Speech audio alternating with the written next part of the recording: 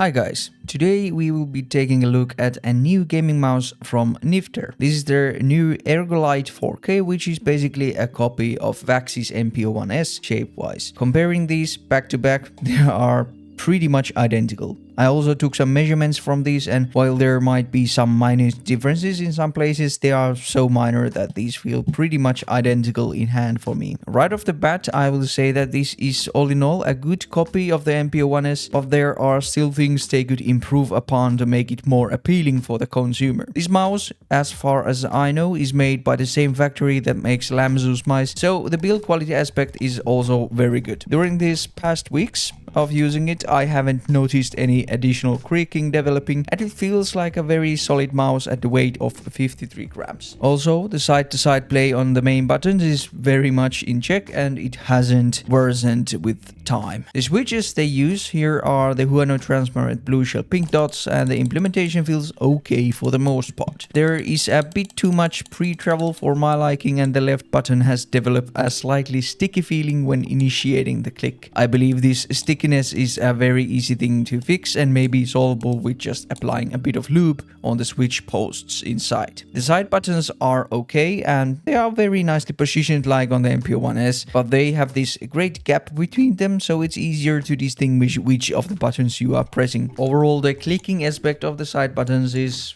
okay. The back side button is a bit mushy and it goes inside the shell a bit too much. The scroll wheel is then very nice, and I really like the rubber design on it. It scrolls nicely with defined steps, and with the rubber, the surface area on the rubber is very good for different types of scrollers out there. As for the performance, they are using pretty much the same stuff and same solution as Lamsu, Pulsar and countless other Chinese mice currently, so complex firmware, Nordic MCU and a big SAT3395 sensor. You can expect pretty much the exact same performance as those mice, so around 0.78 milliseconds of click latency at 4K polling and minus 0.3 milliseconds of motion delay compared to my wired control unit at that same polling rate. So nothing fancy, but nothing bad either. The stock skates are also very good, pure PTFE skates, and they have really nice edge rounding on them. The middle skate for some reason just doesn't want to stick properly, and it's been close to falling off plenty of times, but you know, if it falls, it falls. Then the things I don't like about this mouse so much. The main issue I have with it is the coating. I appreciate them putting a coating on the mouse,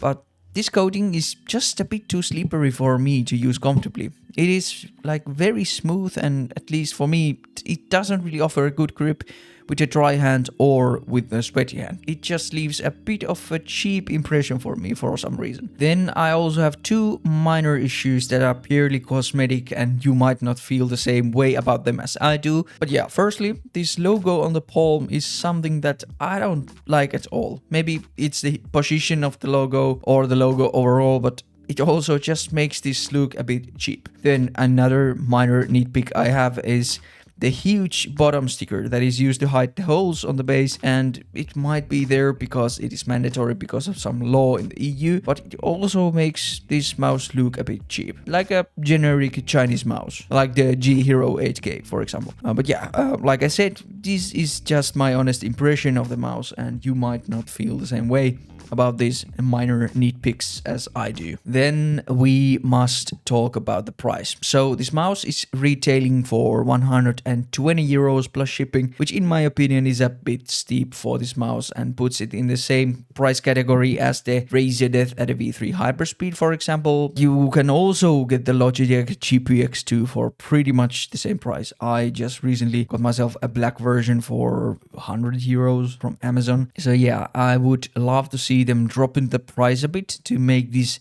a more interesting option against the competition. But yeah, currently I think it is a good mouse, and with some small tweaks they could make it a great one. But that is all for this video. Thanks for watching and see you next week. Goodbye.